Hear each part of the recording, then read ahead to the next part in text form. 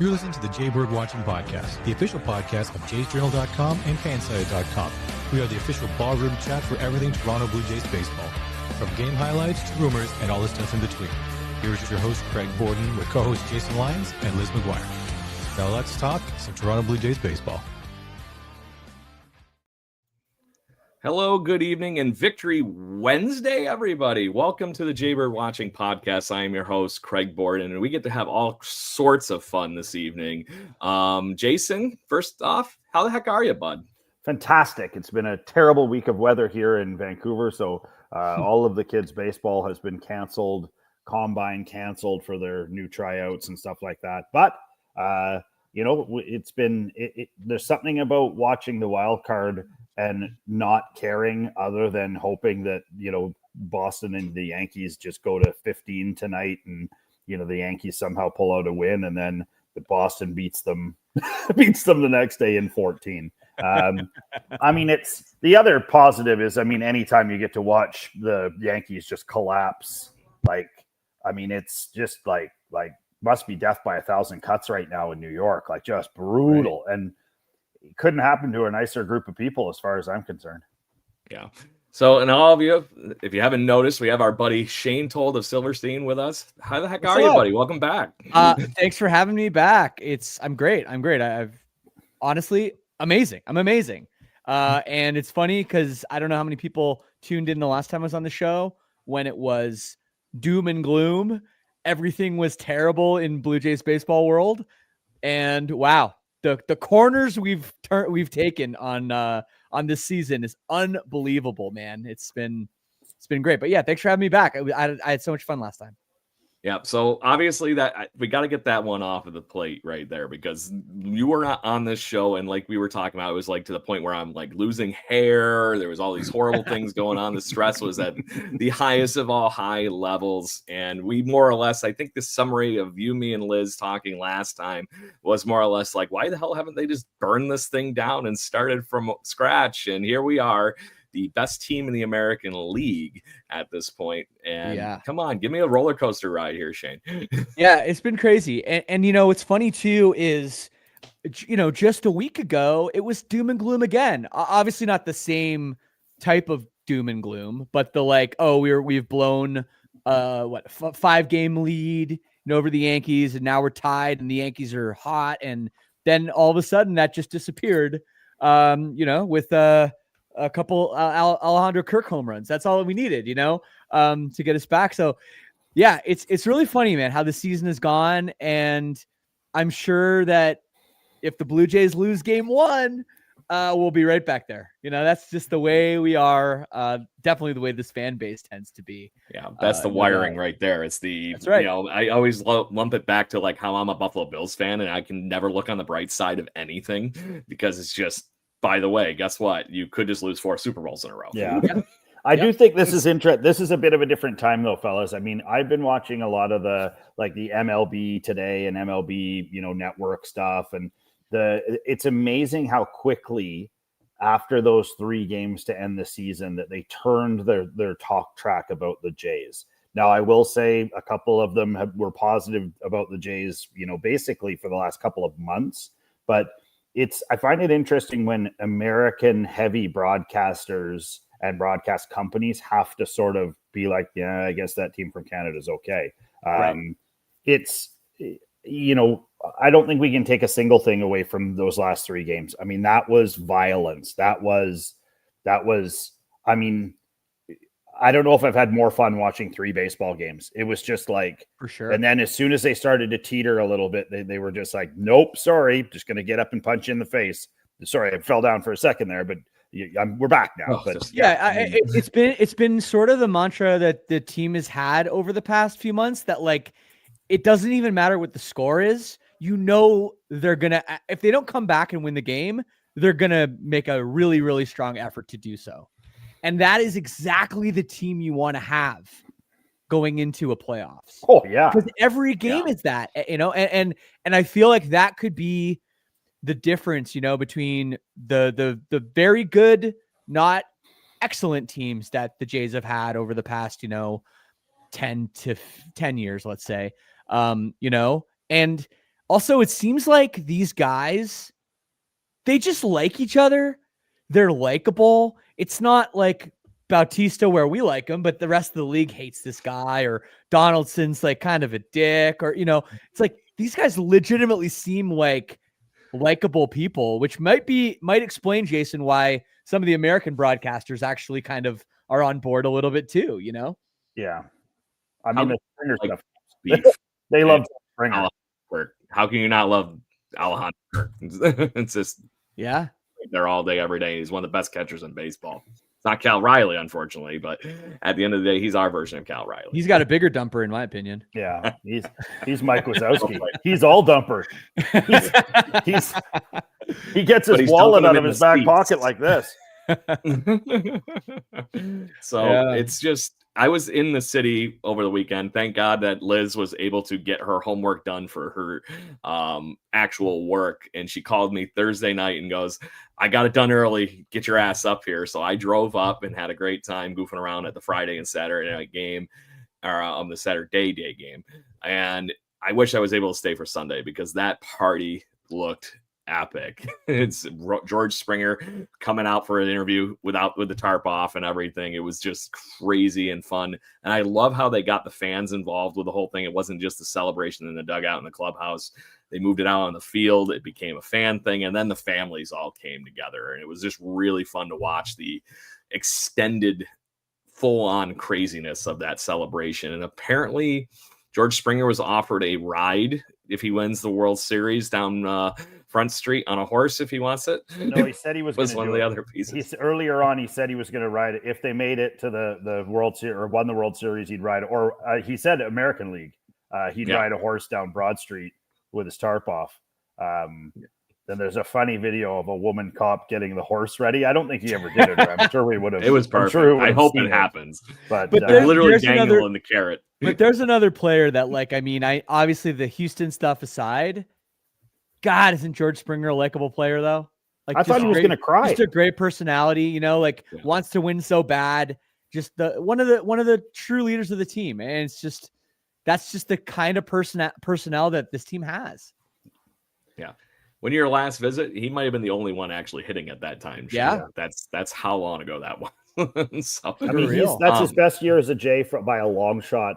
Yep. That's challenging one of his best years as a baseball player. Yeah. And like I said, I think, Shane, to your point, I think that what we're seeing right now, like Kirk, when he hit that grand slam, he's never reacted like that ever. Yeah. And, to see Springer like almost brought to tears and just all of them to see, it's like the Red Sox when they finally broke the curse. Right. That team loved each other. Like those guys would have gone through a brick wall for every dude on that team.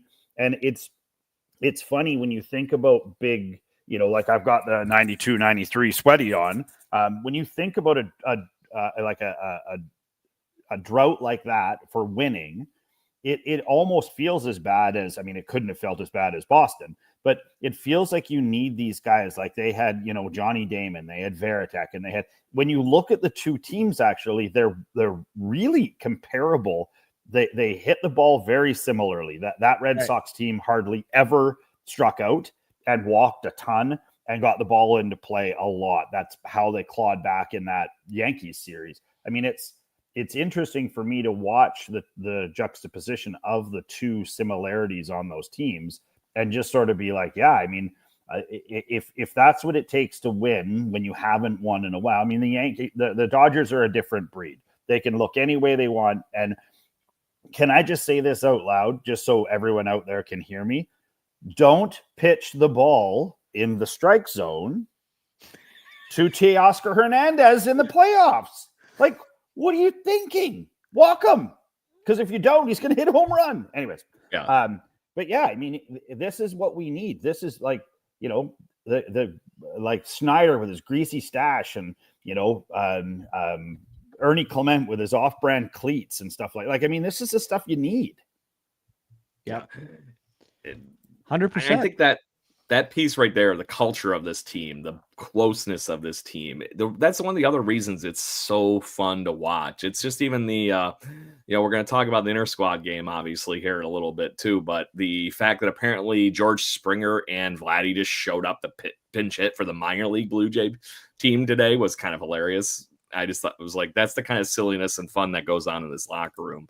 I don't know what you've seen on the, your guys' feeds or watching the games and whatnot, but that heart is in this team. It's not just a show up and hope for the World Series. I mean, I think my only concern is I hope that they got the eye on the prize here. I do. Sometimes that's a little I mean, like after they clinched the playoffs and then they lost some games, I did wonder if they were still had a bit of a, when you get into your 30s, you start getting the 2-day hangover. I thought that there might have been a little bit of that going on before they bounced back against the Rays, but yeah, I mean, that's the one thing is I hope the focus is there. Vladdy, for all of his talent, we have seen that he can sometimes have a lack of focus in critical moments. And I really hope that is something that he's maybe turned a corner on with maturity and stuff like that. But I mean, he looked pretty bad the end of the season there. Like I thought he might be hurt the way he's swinging the bat. And I'd say he's got to be the X factor here for the Blue Jays. Like they're going to die by the Vladdy or die by the sword, live by the sword, insert Vladdy. You know what I mean? Vladdy's the sword, if you will. Yeah. And I feel like unintended. I feel like I think we're at a point now where we're seeing the maturation of Vladdy. Like even to make that play to end the game against Tampa, the younger, more jackassy Vladdy might have tried to do something too much there, where he makes a really sound defensive play. He may wave the pitcher off and try and beat the guy there just for fun. He realizes that they need the out, makes a good solid play, and he comes into that game. I don't know if you guys saw it on the broadcast or not, but like John Schneider went over and like put his arm around Vladdy and he talked to him for like a good solid, like couple of minutes before that game started. And I mean, guys go into slumps. I mean, Vladdy of all the people probably feels the weight of the team the most. But do you guys think, and I just, want to put it out there to you guys, do you guys think that maybe they've sort of just come to this point now? They've all been with Schneider so long, especially the guys that have been through Buffalo and the whole way up. Do you think they're finally like, you know what, guys, we're going to do it for him now. We're just going to put this all together.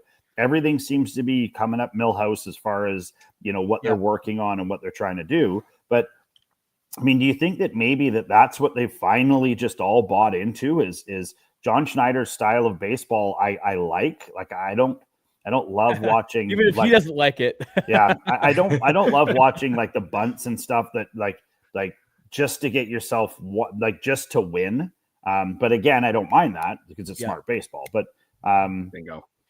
Well, I think it's been an interesting ride with Schneider. I mean, he was pretty unproven.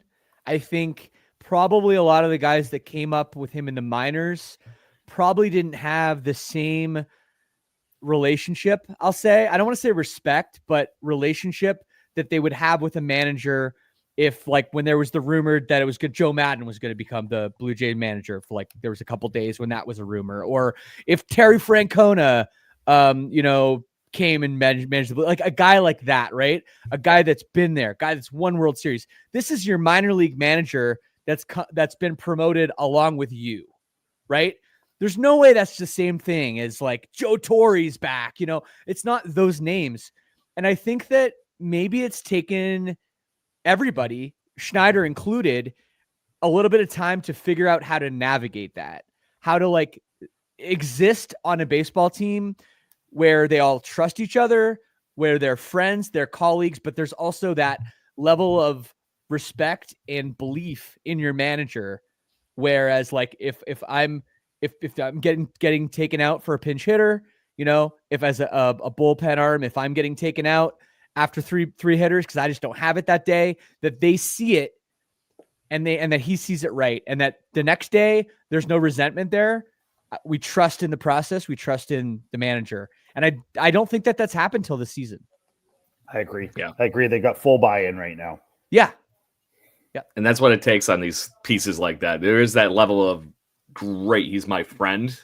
So you almost feel like you have a little rope kind of sometimes, right? Do you Where guys- if you get to that point where obviously somebody need to give somebody a kick in the ass, maybe. Yeah. How do you do it? And when we talk keep about that respect level. the maturation, the development of Vladdy, I do sometimes wonder if that perhaps held him back a little bit. Whereas if you had a real hard ass in there as a manager, maybe it would have been a little different. But I mean, hey, we're here.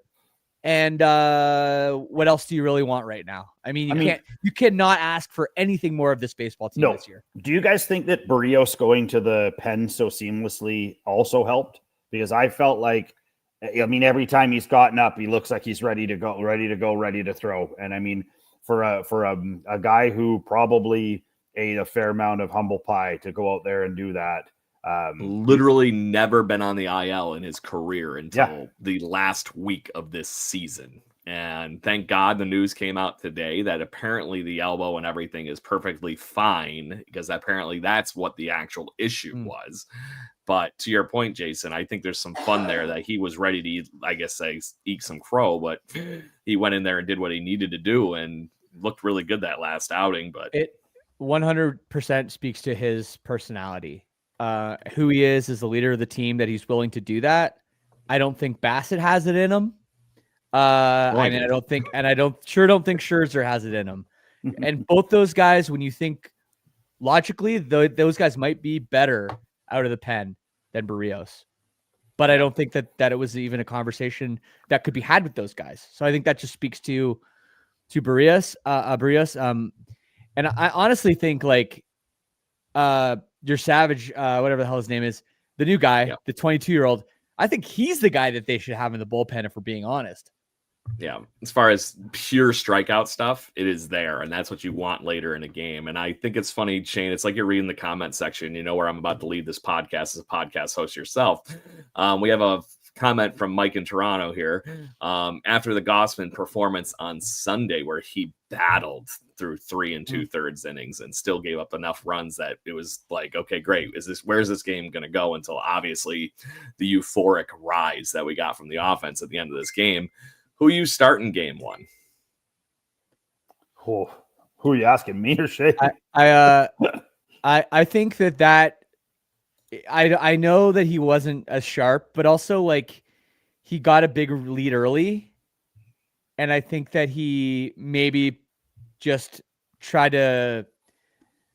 I think he felt like a little bit of relief, and he didn't feel like he needed to be as sharp. You know, it's like the old Jack Morris. Like Jack Morris's career ERA is like over 4 because he didn't play to not score runs. He played to win, right? Yeah.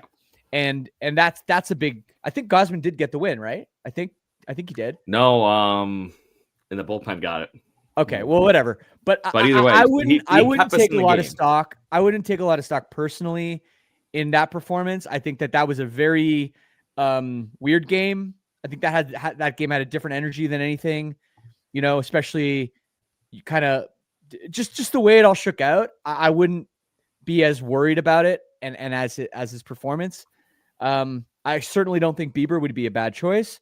But again, if you want to, I don't know, these fragile egos in this rotation, how much of that would factor in if you make a change? Like maybe Barrios can handle it, but I don't know if Gausman or you know the other guys can. Yeah, my biggest question for the whole setup, the lineup, or the rotation, and everything like that is, if this game in the series goes deep, whoever pitches game 1 and 2 is going to pitch again, because it's a 7-game series. As soon as we start the division round, not this 3-game crazy that we have going on here. Correct me if I'm wrong. It used to be 5, but I think it's 7 now, isn't it? It's 5. It's 5. Okay. Either way, you have a potential to pitch that guy again in the game 5 because of the traveling back and forth. Yeah. So who would you rather have pitching the critical game, which over the last few months, I would rather not put that on the guy that is literally back a few weeks from Tommy John surgery and let be our workhorse that was on fire to end the season, except for that last game in Kevin Gausman. But maybe that's just me. Yeah. I'm of the thinking that sort of like you, Shane. Like, I mean, that was a bit of a blip. Gausman has been unbelievable this year. And I think when the level goes up into the postseason, I think that he will even show us something higher than that. I feel like Bieber is is ready to go. He's ready to fire. And the only thing I'll disagree with you is I think that if you take a guy like Jusevich and you give him the opportunity, I feel like he is the kind of kid and the kind of pitcher that'll be the game where he goes like 8 and nobody touches him. And it's all weak. They're having trouble reading where he's throwing the ball from. Like anybody who's getting the bat on it is low and out of the zone, and they're just getting lucky. He has an unbelievably deceptive pitch, and he's the kind of X factor that when you go into the National League, not looking past, the American League, but if you get past that and go to the World Series, that's someone they have never seen. So he's your 2-time guy more than likely because, I mean, the other guys they've probably all seen because even if they played interleague, they would have come up against some pitching from the Jays. So I feel like he's our X factor in the starting rotation for sure. That's a really, really good point. I think what's interesting about that, though, it's like if you go by the numbers, then you want Savage pitching game 1 and game 5. Right. I mean, if you go by the numbers, but are you really going to put your whole season on the line for a 22-year-old that was an A-ball to start the year? I do not want to kill him. You know what I mean? But I also know, right? Like, that's the thing. It's like you can't just go by the numbers. You can't just go by. We did that in Minnesota. We did that in Minnesota, and they wanted to burn down the front office when they pulled. That was Barrios, I think they pulled, wasn't it? Yeah, it was Barrios. Yeah, it was Barrios. I mean, it's. I think it's more for Trey. It's not so much numbers for Trey. He's the kind of guy like he's like the guy that started for the Red Sox last night. What's that guy's name? Crochet.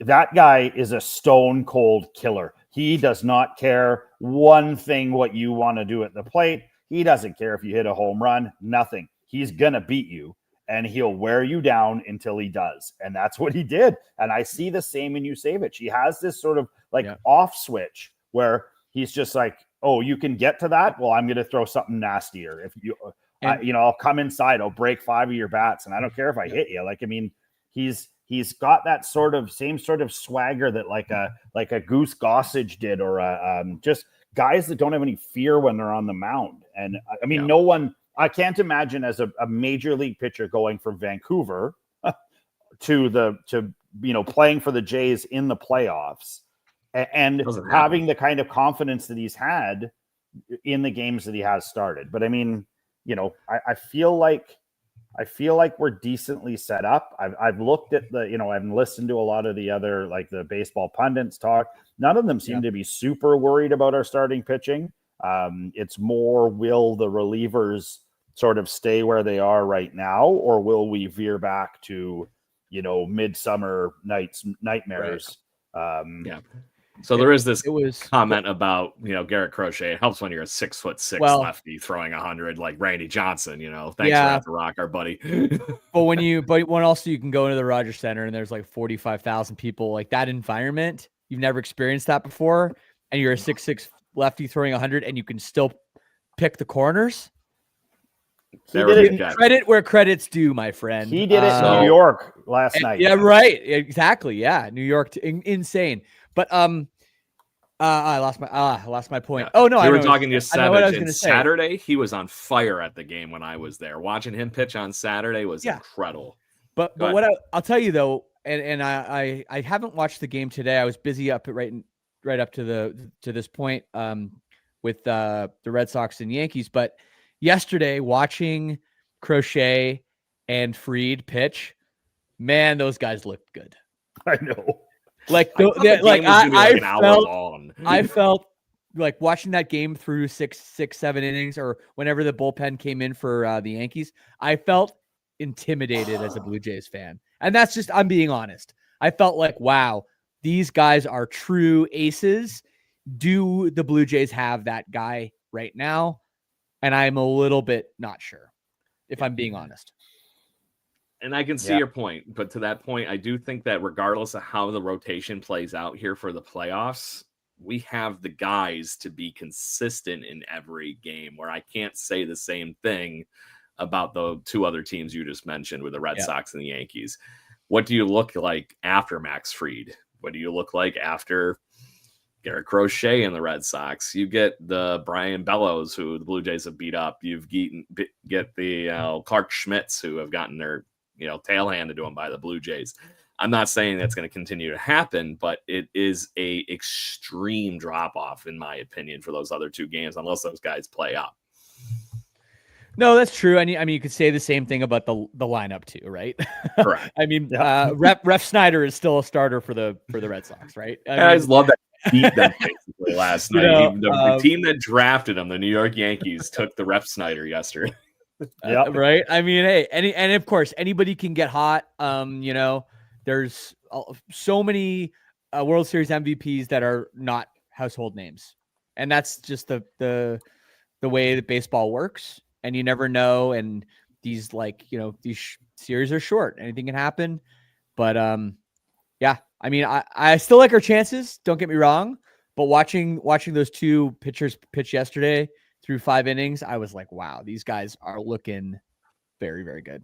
To your point, though, Shane, I think that I mean, if you look at the teams that are remaining, and the upcoming series the Jays will have, I feel like the Jays are loaded with dudes that are could have a moment or 3 or 4. I mean, we've seen some of the big dogs have one, like Freddie Freeman last year. It was big dogs, doing big dog stuff. But I feel like this is going to be a bit of a grind, this World Series all the way through. And I feel like it's the Kirks and the Bargers and the Clements and those guys are going to make the difference. And holy smokes, it was ever nice to see both Kirk and Barger. Barger hit a ball that still hasn't landed, I think.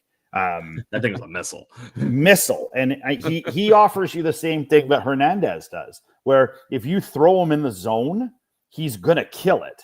And so, it's nice to see, Bo was in a knee brace today, throwing and taking ground balls and some other stuff.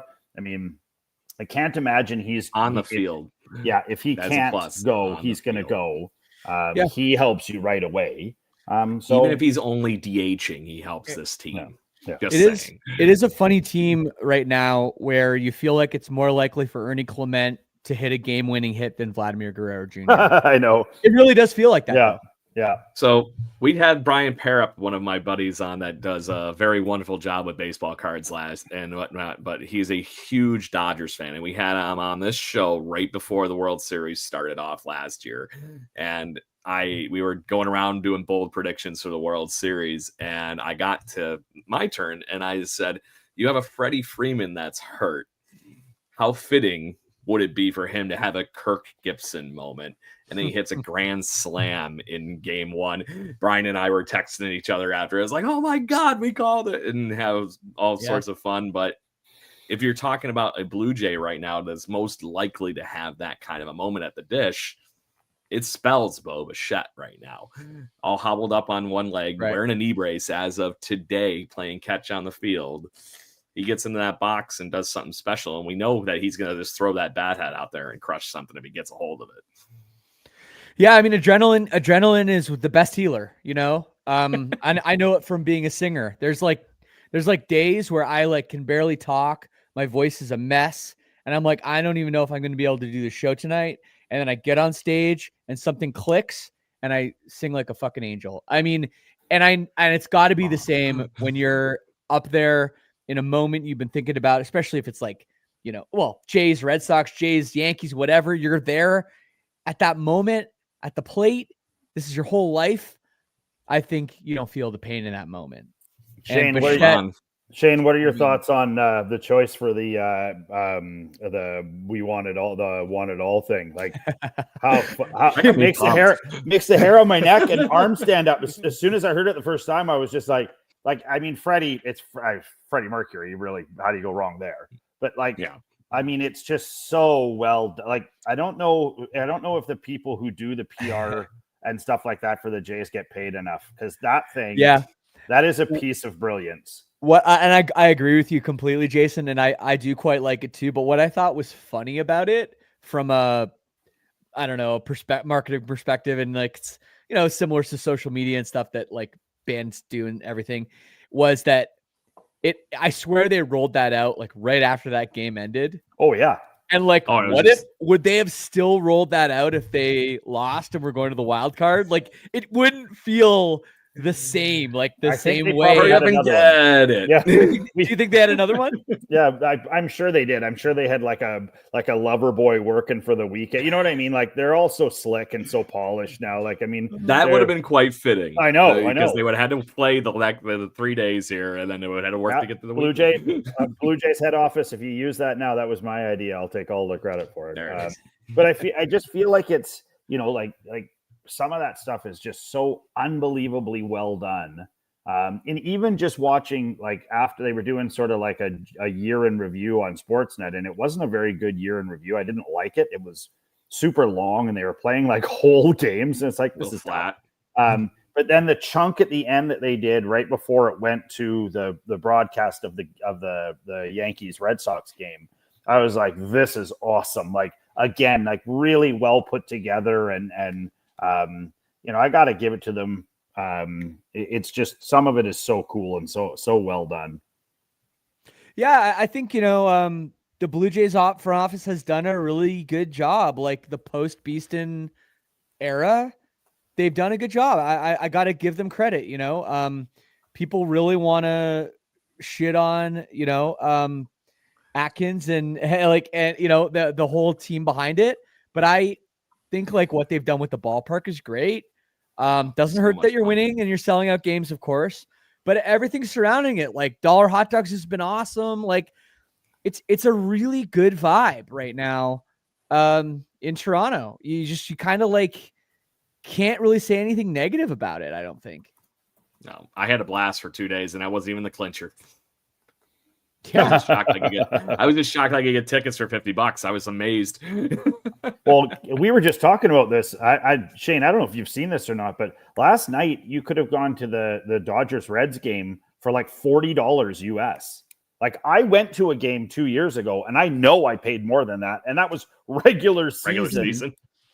Giants, Dodgers. Surprises me. That surprises me a little bit. But also I feel like the Dodgers, they have such high hopes that like, oh, game one, whatever, like wild card, whatever. Like Rob when it's Lowe the World there. Series, we'll show up.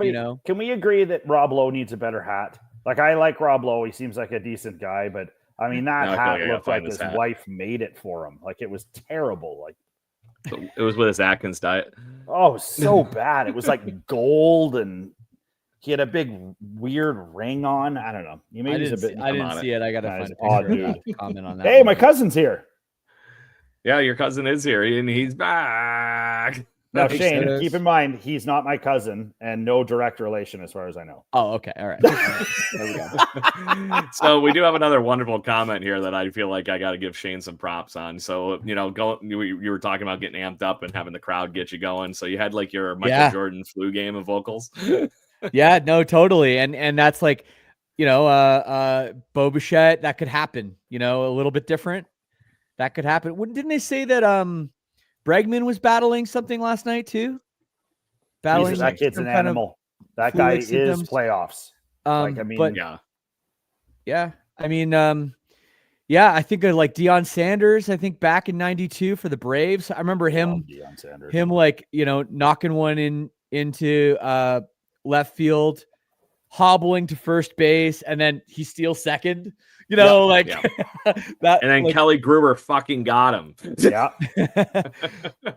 But I think that there are like a lot of historic sports moments of guys, guys ailing something and being the difference makers. And we'll see what happens. I mean, we don't want anybody to get hurt, but we would love to see a Bo Bichette. I mean, just to be the player we know he can be. He's been what they've been missing over the last, number of games too. Yeah. Loves the spotlight too. Like, I mean, he's the kind of guy that raises his game, even though he's not, the most verbose or the most, like gregarious dude. He raises his game for this kind of stuff. We've seen it the whole way through his career. Whenever the Jays have need a boost, he's turned on what I like to call September Bo. That's right. Was that last year or 2 years ago where he was hitting like 4,000 and breaking all kinds of records and stuff like that? Yeah, I mean, the guy's a pure gamer. Reminds me of Bregman, actually. But yeah, I mean, I like this. I like watching the wild card. I like, the inter squad games look super fun. Like, it looked like they were having a ton of fun today doing all that stuff. And but I'm done with it now. Like, let's get on. Let's figure out who we're playing and let's get on with it, because there's nothing slows the momentum down like time. So. Yeah, there is that. But they did have some fun on the field today that we got to talk about, because we did have the inter squad game that they actually sold seats to. And honestly, we mentioned the Blue Jays social media, the front office and stuff on the fan experience thing. I have never heard of this kind of a thing happening outside of obviously like a spring training camp. So it was very interesting to see. I'm going to bring the line up here once I find it again, but they had some fun. Like I mentioned, Vladdy and Springer both pinch hit for Team White at one point. But Davis Schneider homered in this inter squad game today against Easton Lucas of all people. I know. Yes. Yeah. That Easton Lucas that was in the minor leagues. But it was one of those things that I was just like, this is really cool, that I was really surprised by that they were able to actually, turn around and sell tickets to it. Is it just struck me as one of those things that this is how you keep the fan base hungry right now, while they're going to keep waiting till Saturday, because it's great that the team gets the break and gets healthy with some of these guys like Bo, but this fan base is itching for anything Blue Jays, and they were able to keep it going. I think Shane, I see the wheels turning. I think it's such a great investment in the team too. Long term, the Blue Jays have all this attention on them. It feels a lot like 92, 93 when I was like 11, 12 years old, and I was already a diehard baseball fan before that. But like you saw, my friends were wearing the shirts to school. Everybody was coming into this, and to have an event like that, a fun event, show off the personalities of the players. Sell probably cheaper tickets, I assume, right? Get people in the ballpark. $10. Be able to do something that's like more of a family event. I think that's a beautiful, fun, smart thing. Good for baseball, great for the team, and just something that's going to pay dividends in the future. And we're building generational, baseball fans here for a sport that for a while looked like it was dying, for lack of a better term. There's like a whole documentary of another Canadian baseball team coming out on Netflix in like 2 weeks about that. I'm super excited about that. I see it. I live in Las Vegas, right? And I see it down here with the Golden Knights too. The Golden Knights doing incredible things with youth hockey down here, with things for the kids, things for the fans, growing the sport of hockey down in the desert, right? Yeah. And I know we have tradition in Toronto already, and I know we don't need it as much as Las Vegas needs it for hockey, but it's still such a smart thing to do, and you just love to see it. You love to see Davis Schneider, like just a guy everybody likes. Officer Schneider with a home run today. Everybody loves the guy. It's a beautiful thing. It makes me very happy. Yeah. The other teams, it must have been the lineup while we're talking. It must have been something that was mandated possibly by the league, because all the other teams that got a bye did it today as well. They all had inter squads. And again, I don't think they were all selling tickets though. Yeah, maybe they didn't, but at least I didn't hear any others. I don't remember ever hearing that. I've never in my life heard that. They may do it. They may do it all the time.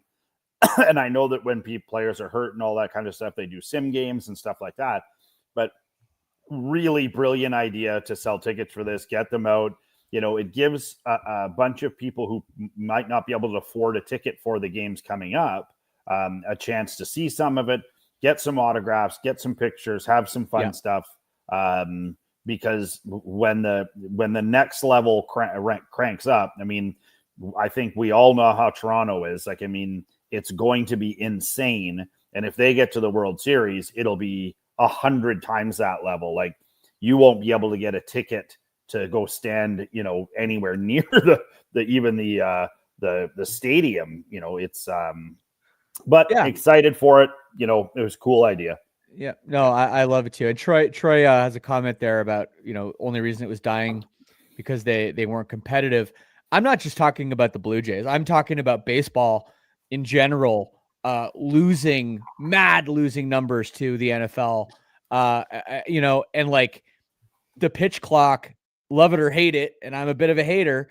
It did really do wonders for viewership of baseball. No question. Yeah. You can't, undeniable. And that's more what I meant, Troy, just to be clear. Last night was exactly the reason I am not a fan of the pitch clock in the Red Sox Yankees game, because Garrett Crochet and Max Fried were going at it like just animals at each other and just mowing down all the hitters. I blinked and it was the 7th inning. And it was like an hour went by. I was like, what the heck is going on? If I was at that ballpark, that's not even enough time to grab a beer and a dog. I will say that I agree, especially like when I was living in Toronto and going to Jays games when the pitch clock, first happened, and I wanted to go look at all the new stuff in the outfield. It's like, there's no time to do anything anymore.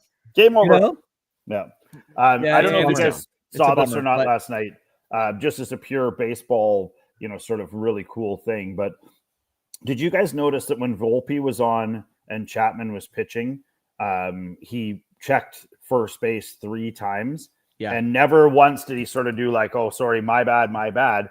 And did you notice that Volpe was jumping all over the place and Chapman couldn't concentrate and hit the strike zone?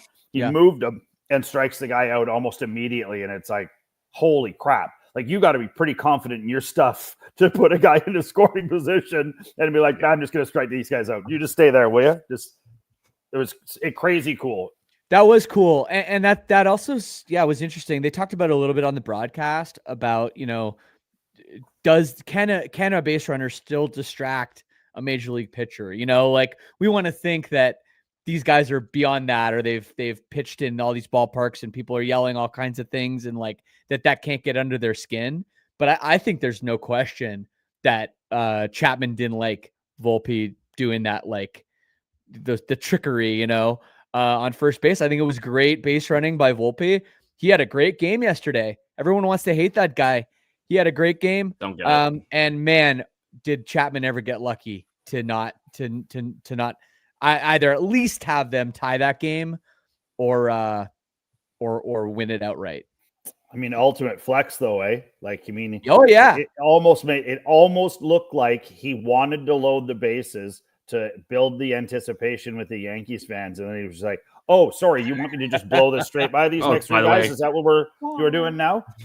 Okay. I guess I'll try now. I'll try now. Yeah, it's amazing. Yeah, and I agree with like Wrath of Rock has a great point. Like, there's a few guys in the playoffs that took a lot of crap this year from their teams. Volpe being like, I mean, I would take Volpe in a second. I mean, I think he's a good baseball player. He seems like in an island of assholes on the Yankees. He seems like he's not one. But I mean, like the Yankees always need a scapegoat, and I mean, I think as we start to see why the Yankees haven't, like, we dog on the Yankees, which we have to as Blue Jays fans. But I mean, I think that when you look at it on whole, the biggest thing is the reason that the Yankees don't win. I mean, they've had dominant teams for the last 5 or 6 years. Why don't they win? They got no heart and they got no guts. And then you've got Jazz Chisholm. Like, why am I not starting? Why are you not starting? I mean, you're going up against one of the most dominant left-handed pitchers in the league right now, and you suck against left-handed pitching. Like, and you're a mediocre second baseman. Like, what do you? Why am I? Get out of here! Like, egos. I don't know, man. Aaron Boone does a lot of yelling, and I don't know if he yells. Some really bad umpiring too. You know what I mean? Like, it's like okay, you're the guy that gets thrown out more than any other manager. Like, I think when a manager speaks, when he yells on a rare occasion, that's when people listen. If you're just yelling all the time, it's like you're not ever yelling, No, I don't think nobody hears it. And I think you're right, 100%, Jason. Let me ask you this then. Who would you rather have? Boston or New York? No. Oh, you mean after this? Yeah. Who do you want to win? Who do you want to win this? I'll break it down. I already had this conversation today with somebody, and I felt like I had pretty good points on both sides of it. So I think it's a pick your poison both ways. I think that we obviously always want the Yankees to lose, so we don't want them to get through. I think that the Red Sox are similar to the Jays in many forms, and that creates more problems. The Red Sox are, you got to take them out behind the woodshed and beat them with a shovel, and they might still come back around the corner, and you got to give them a few more licks. Where the Yankees just implode, and they give up, and they start pointing at each other, and they seem to be okay with it. Like, they seem to be like, Aaron Judge and Chisholm drop, they drop a ball, and they just sort of, I just saw that highlight. They just sort of look at each other like with disdain, like, ugh, you're gross. And then they go back to their positions, and you're like, oh, Lord. I'll bet you none of them hang out with each other. I'll bet you none of them even like each other. It's not a clubhouse that looks like they're having any kind of fun. It's just, who said it over there that they're a corporate business? I mean, it's very, very, very, very accurate. They are not a team in any way, shape, or form, other than the fact that they wear a uniform that looks the same. So, I mean, I feel like if I was wanting the Jays to have an easier path to get to the World Series, or to get by the next round, I would take the Yankees. I think they're much more beatable than the Red Sox, but the Red Sox are a junkyard dog. So you might get their best, you might get their worst. And when they're their worst, they are awful. When they can't put their good pitching out on the mound, similar to the Yankees, they just love to boot the ball around in the outfield and make a lot of errors. And, it is what it is. So I think, my pick would be Yankees if I could, but I hope it's the Red Sox, because then the Yankees are gone. I think the Chapman, definitely the way he's been throwing this year, that's I don't love that. And Crochet also, I mean, that guy is like, I forget some of the words you used to describe him, Jason, but they were very poetic. You said some wonderful things about that man. And if the Blue Jays are facing him twice, oh boy. Yeah. Because they could be, right. Maybe not him that I want to face Max Fried twice. Yeah. But I just have this thing that I don't like how the Red Sox are peaking right now. That's what scares me more than the Yankees. Well, and to be fair, both teams are peaking right now. I mean, the Yankees did lose yesterday, but before that, how many did they win in a row? 9 in a row. It is pick or poison, as you said, Jason. I can 100% agree with that. Yeah, I mean, there's scary. I think there's scary parts of every team, though, right? Like, I mean, if we get, and I still don't know that the Jays are set on who's going to close for them. And I mean, it's like Varland has stepped up, and he's become a pretty frightening dude out of the pen. And like we were talking about Yusevich earlier. Like, I mean, the Jays just seem to have the Yankees starters numbers. It does when it's the most important games, like that 4-game series. They threw their best 4 at the Jays, and the Jays mashed them. There was no like, oh, it's 0-0 going into the 6th. There was none of that. It was just like hit. And I don't know if it's something to do with the Jays Yankees. I don't know if there's more animosity towards the Yankees, and so it brings out a different level in the Jays. But I know that the Jays were not happy with the way they played against the Red Sox this year. And so maybe that will create enough, they oddly have the same record against both teams. I know. They were 8-5 against both of them. That is interesting. But it felt a lot more comfortable in the Yankee part than it did in the Red Sox part. Do you know offhand what I know run differential isn't everything, but do you know what it was? That would Craig, I'll find it. You and I can talk about something else. How do I get demoted to stat bitch when I'm the host here? I mean, who is really, when you talk about the Jays bullpen, and that is definitely still a question mark. Yeah, I don't really know what we can say about Hoffman, if we can trust him at all, if they're going to trust him at all. I feel like they have to at this point. He scares me. They've rode him already. They put him in those hard situations. And like you said, the other guys are not really no one's really proven. Like Sir Anthony is okay. He's pitched well at moments. Yasevich would be interesting because of his uniqueness. But do you really want a 22-year-old and that mindset in the game at that point? I think that's the reason why they're not doing it. And then it kind of like just leads back to Hoffman, I think. Yeah, I mean, Hoffman has got to finally, like, I mean, we had Bob File on a little while ago, and Hoffman was the closer in Philly, and he was the boogeyman when he was in Philly. And I mean, if he can bring that back, I mean, I know he doesn't have the gas right now, and I don't know if it's something wrong with his arm or his shoulder or something, because he's lost a couple of miles an hour. But if he can, and maybe he goes to the well and starts talking to Gosman about how to get a little bit more movement on some of his pitches, and just try not to be in the strike zone so much. I feel like Hoffman's a pitcher who relied on his velocity, and so he could live in the strike zone a little more. Like, I mean, how many balls did Chapman throw middle yesterday? At between 98 and 101, lots. And he's just like, catch him if you can. And not everybody can. Very few can, actually, we're seeing. Right. But I mean, I think that, and Craig and I were talking about that kid from the Padres today was averaging 103 right down Main Street. Like, I mean, no craziness to it at all. It creates interesting challenges. And so, I mean, if Hoffman can sort of dig deep and climb himself up over that sort of 97 to 99 echelon, I mean, Sir Anthony can get up there. And so can't Yayrod get up there too?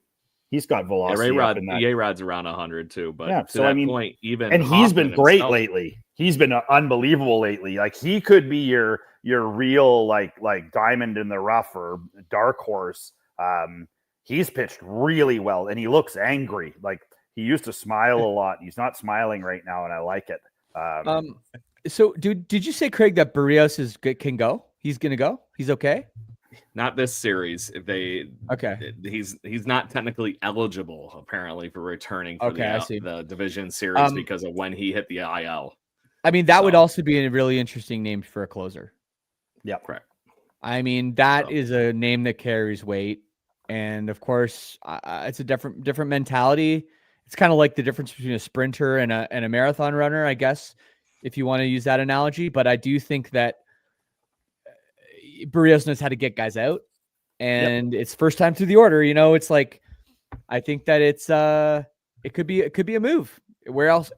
You're only going to have him there in case the starter gets in trouble. That's all you're going to use him for, just a long relief.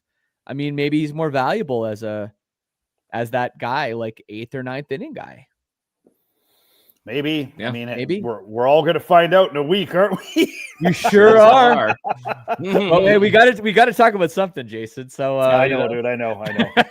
So runs allowed wise, I can't find the runs runs allowed, but I found how many runs we've scored against the Yankees and the Red Sox. So we scored 70 runs in an 8-5 record against the Yankees, and we scored 53 runs against the Red Sox in that same record and won 8 out of the 8 and 5 for those games. TL Smooth gave you the numbers. Run differential was -14 against Boston. There it is. And -22. Oh, plus 22 in favor of the Blue Jays. Against the Yankees. There you go. So there you go. So I guess if we go by the numbers, we'd prefer to play the Yankees. TL Smooth coming through over there. But thank you.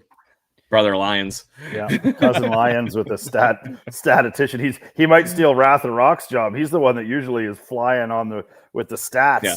Who's also making fun of me for being I know. 5 seconds. So there is that. So just to be fun, but I think obviously the biggest catch is, guys, we do being a weekly show. We will not record before the Blue Jays are potentially halfway through this again. So unless we do something special with your and I's schedule and Liz, Jason, this is the show to make the bold predictions in. So let's think about that. Let's put your hats on. The Blue Jays play whoever on Saturday. and at the worst time ever, by the way. That's brutal. besides the point. I'm going to get day drunk, and you're going to get morning drunk on the West Coast. Me too. But who do you think is going to be the X factor outside? I know, Shane, you mentioned Vladdy earlier in the episode. Is there somebody else that you think could be the X factor, or the person that is going to be that catalyst person, whether it's a hitter or a pitcher? What do you think is that person that stands out in this series? Well, I think Dalton Varsho could be that guy. He's had some very, very good moments, some very big hits, and he's also looked pretty mediocre at times too. I think if he can be the guy that play to his potential, both at the plate and in the field, to be honest, I think that he could be the MVP of the playoffs. He has that potential with what he can do, both in center and at the plate. Yeah, we've seen it. Especially when he gets hot, it's not a little blip. It's in fuego. He's just all of a sudden, right? raging. He's on fire. It's like NBA Jam. Is it the shoes? Right. Yeah. That's right. Yeah. Yeah. I mean, well, if we go by the 3 baskets in a row, like NBA Jam, if Kirk gets another home run here, he's definitely on fire. And that is another guy that could be, very crucial, because we've seen him look awful too lately. But I don't know. I mean, it's like you said, Jason, anybody on this team seems like they're capable of the big moment. They seem they're like the Alomar home run or the Carter home run. Like all the guys on the team, I could picture that. Almost everybody. Alan. Yeah. And that's the beautiful part about this lineup. You never know who's going to do it. I have been the biggest fan of watching Ernie Clement and Nathan Lucas do what they did this year. And I'm not just saying the Ernie thing because he's from my hometown. He's just been incredible. And it's going to be fun to see what I think the bottom of the lineup is my X factor. When we've been winning, those guys are getting on base and turning that right around for the top of the order to do something good. And that is the Davis Schneiders, the Andres Jimenez's of this lineup that have found ways to be very damaging for these other opponents in the last few weeks. So that's my X factor. Jason Lyons. I'm really going. I mean, there's been some great points made in the chat. I could show them all out. Guys are, the Santander, Trey Yusavich, Tony Pop, there's lots of, and I am going to say this, and I truly believe this, and I am going to dedicate this to our airbound friend Liz. It is going to be Vladimir Guerrero Jr., and he is going to tear this playoffs apart. He is going to show everybody what he's made of. He's going to crank this thing up to 11 and break the knob off. That's for you, Shane. It is his time to shine. It's time to earn the cover of the MLB video game. It's time to become, Canada's hero for 3 weeks. And I feel like he can do it with the help of Bo coming back a week from now. All right.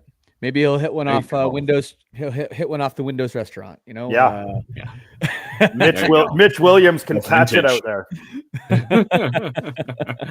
So it's interesting to say that, because I think you kind of saw that a little bit in some of the partying and everything. You guys remember the World Series VHS and stuff like that, where Joe Carter is talking about how he came to the ballpark that day for Game 6 against the Phillies in Toronto. And he goes, "Hey, I got my saddle on today. Let's go." Yeah. And because everybody's going to ride his coattails to the playoff victory. And that there is a very, very good, distinct point there that Vlad Jr. could be 100% that guy. And just, it's the same thing as what we just saw with Alejandro Kirk, right? He has been rough the last few weeks.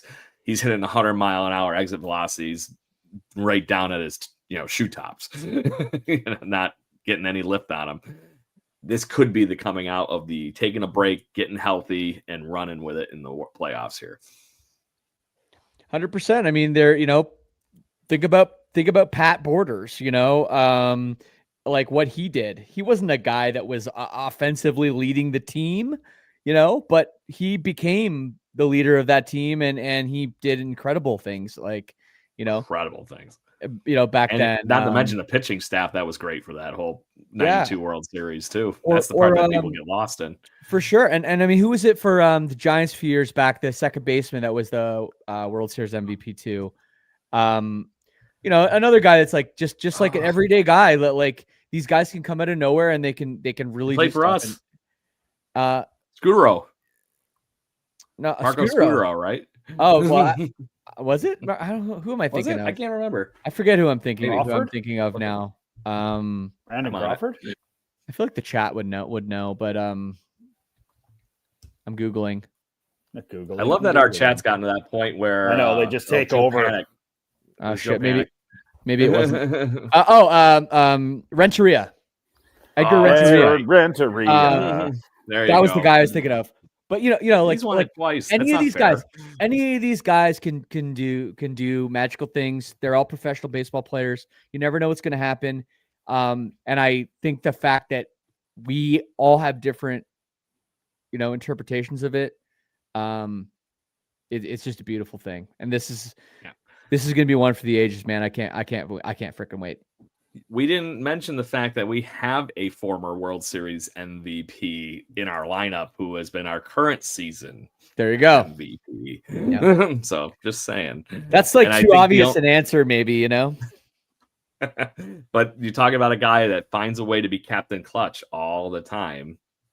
Yeah. George Springer's one of those guys that's on that list. Old Man River. Let me ask you guys. He might not be this. Steve Pierce for the Red Sox the last time. Right. That's another one. Let me ask you guys this. Do you think that the Blue Jays are going to stick with the kind of lineup we all sort of anticipate? Do you think there's going to be changes? Obviously, it's going to depend on if it's game one against Crochet, it's a lefty, that's going to be different. But like, what do you guys anticipate here? Do you think it's going to be Springer? Do you think that they're going to have Varsho moving up to the second hole? Do you think it's going to be Lucas still? Where do you think they're going to line this up? Don't fix it. So, and I think it's going to be identically the same, right down to the white panel hats there on Saturday. Yeah. Just saying. Okay. But what about bench? Well, but the bats off the bench are so important too in these games. I feel like this obviously.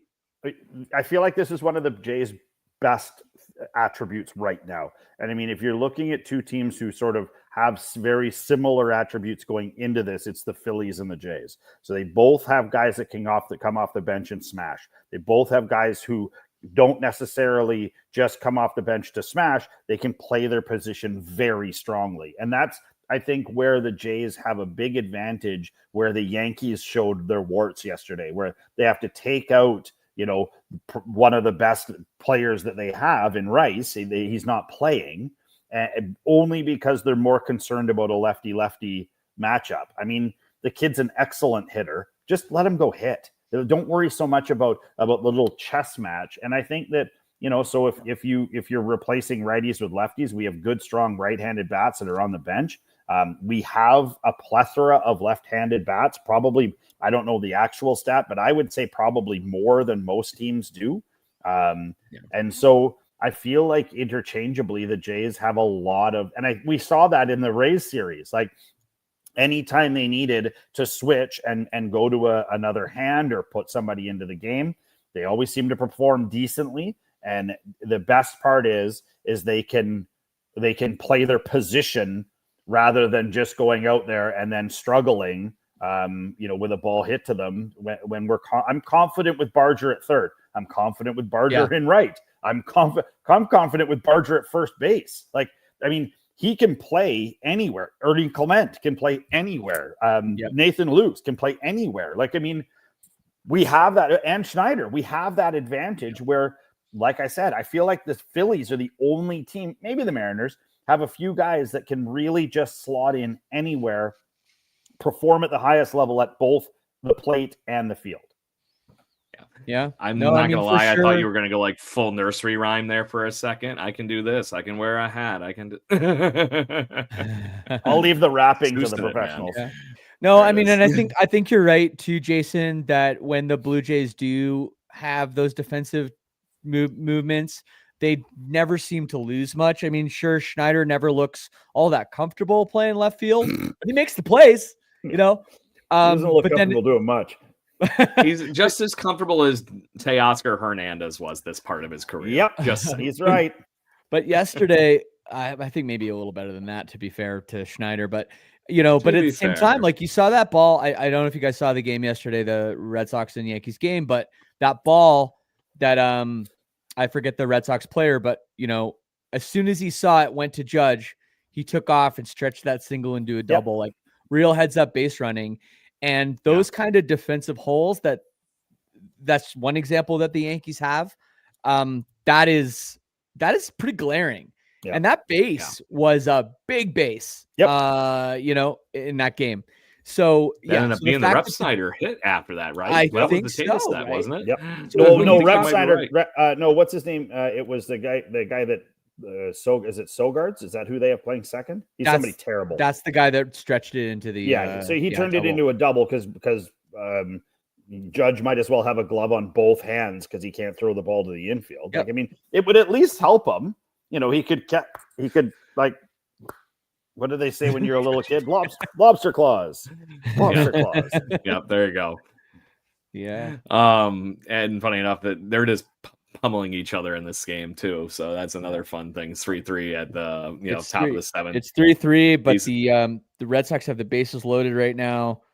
2 out. Trevor Story, who was already homered.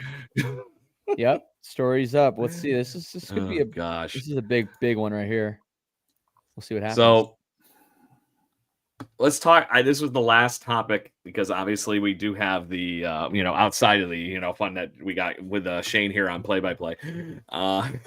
We got this roster that has to be figured out, and Ben Nicholson-Smith did a great article earlier in the week here about who's the locks, who's the on the cusp kind of thing, and I'm just curious where some of your guys' thoughts go here as far as these pieces.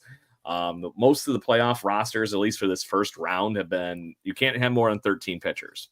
That's the limit. So you can only have 13 and 13 for position players versus pitchers. Right now, if you look at the alleged locks for the Blue Jays offense, and I tend to agree with this list, it gives you 12.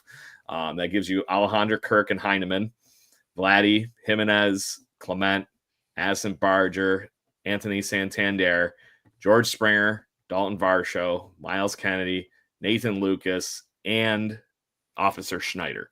Miles Kennedy, the singer for Slash, and did I say Miles Kennedy? Yeah. Miles I love Miles Kennedy. Great singer. I don't know if he could play. I don't know if he can play center field like Miles Straw can, but he's still two.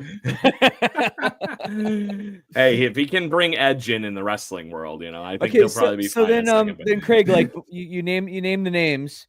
Who's left on the outside looking in that by that list? The outside looking in on that is very contingent on Bo Bichette, because obviously I did not say him in that because the alleged rumor is that he is still getting healthy, right? We don't know when he's going to come back, if he's going to come back for sure. I'm sure he's going to, because I have a strange feeling he doesn't want to miss out on it. But the other three people are Ty France, Isaiah Kiner-Falefa, who we just got back, who has been a really fun late season addition to this team, and the lefty that has been just finding a way to come up clutch constantly that I think needs to be on this team somehow, but he's only an outfielder in Joey Loperfido. Oh. So those are the four that Nicholson-Smith lays out as the quote-unquote tip. So wait, if Bichette is in, who's out? Who's the other...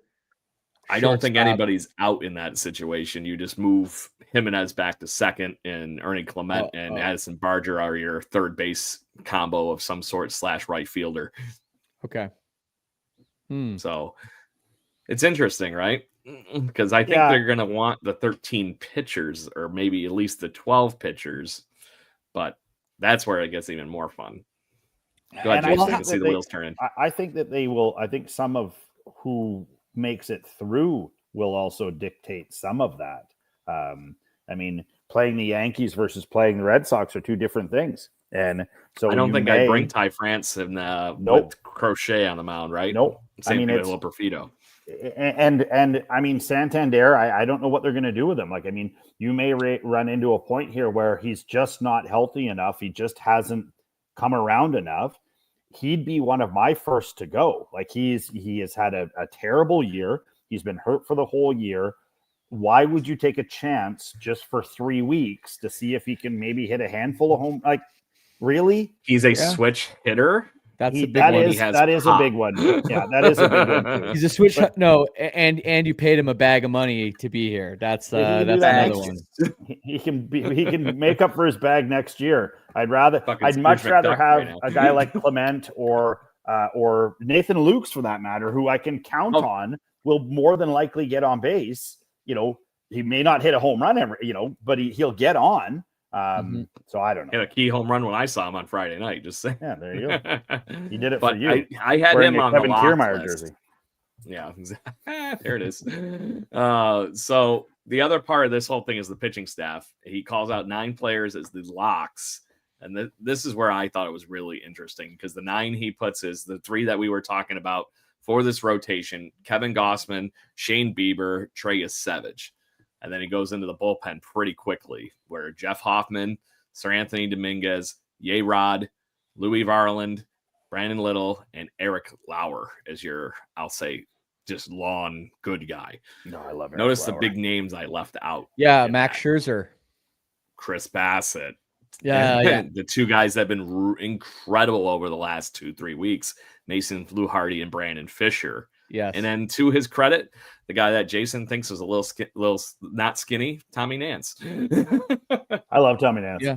Yep. I don't know. I find it hard to leave Fluharty off. Like, I mean, that guy has been spitting nails since that Dodgers game. And lefty. Yeah. I mean, I don't know. The only other lefty in that was Brandon Little and Eric Lauer that I mentioned. Mm-hmm. I like Eric Lauer. That was not starting. So, yeah. It's going to be an interesting one. There's a lot of question marks there. Hey, right, I mean, I think it's a good problem. If it's obvious who your lineup is, maybe your lineup's not good enough. Yeah, maybe. So on that note, before we end the show with I'll just say the single season ending of part of our Picks That Click here on the Jaybird Watching podcast. Shane, Jason, is there any other topics you'd like to dive into really quick here? The only thing I'd like to quickly shout out is my son Jets hockey team got to go to the Yukon this past weekend. So I was there from Thursday through to Sunday. If you have never been to the Yukon or been out, above the, I don't even know what the parallel is above the top there. Whitehorse is an absolutely incredible city. The people of Whitehorse were phenomenal. The Whitehorse Mustangs hosted us for 3 games of U15 AAA hockey. It was a blast. Big shout out to the Mustangs, all their parents, all the families for just being incredible.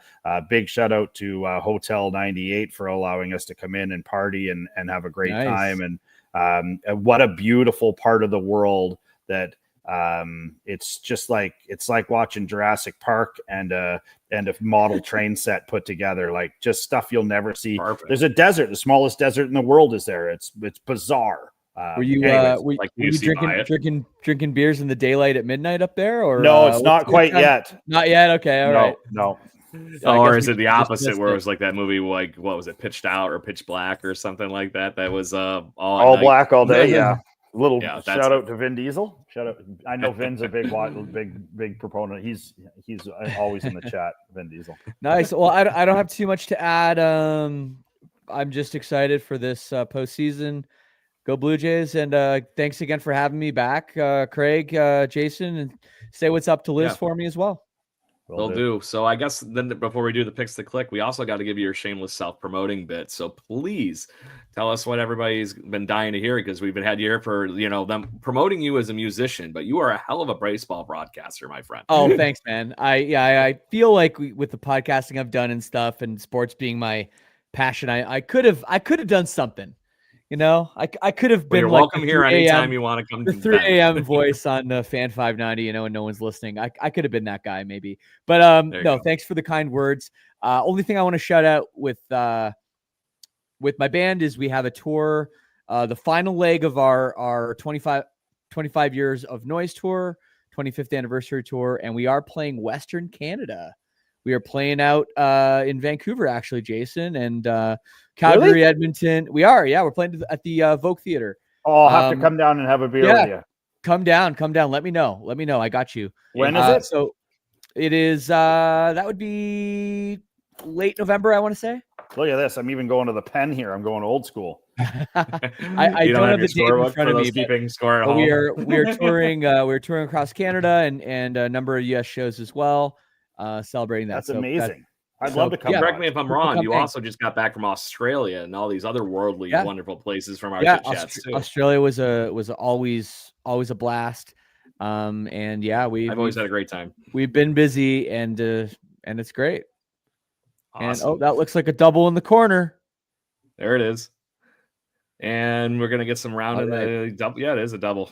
There you go. Good deal. See, he had that fan 590 thing all over. Yeah. We'll have to call up our buddy Jamie and get him an interview. Still one of the best stories we've gotten on this show with Jamie Campbell telling his perspective of the Dave Winfield plunking the Seagull down by the old exhibition stadium.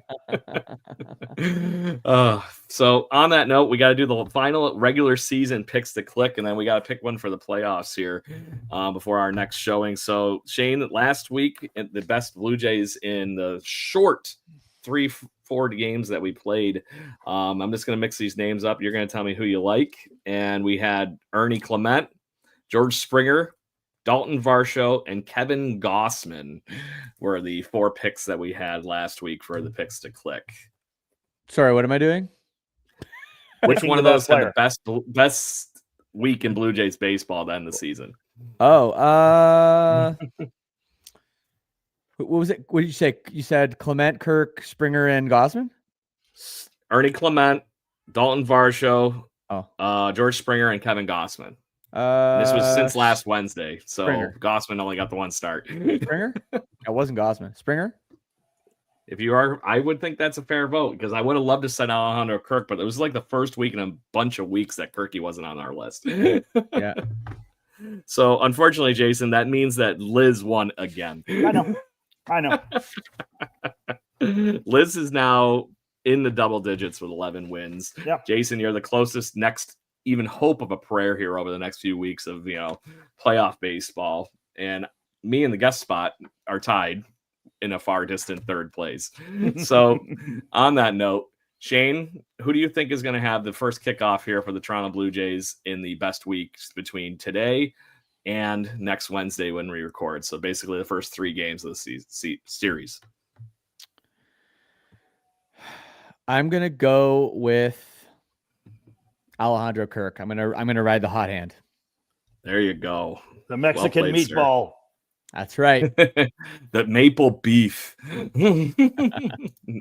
I like how we've all of a sudden started doing all these wonderful nicknames for Alejandro Kirk, or just like the kid that's the Hambino from Sandlot. Bigger dumper. Yep. Yeah. So Jason, who do you got? I'm going to stick with my guy. I'm going to go Vladdy.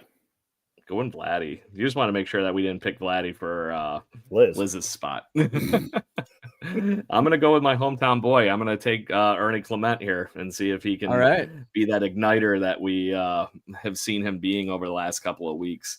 And then we got to pick a default pick for Liz. And I feel like Varsho might be the guy that was the lowest on the totem pole last week as a regular everyday player.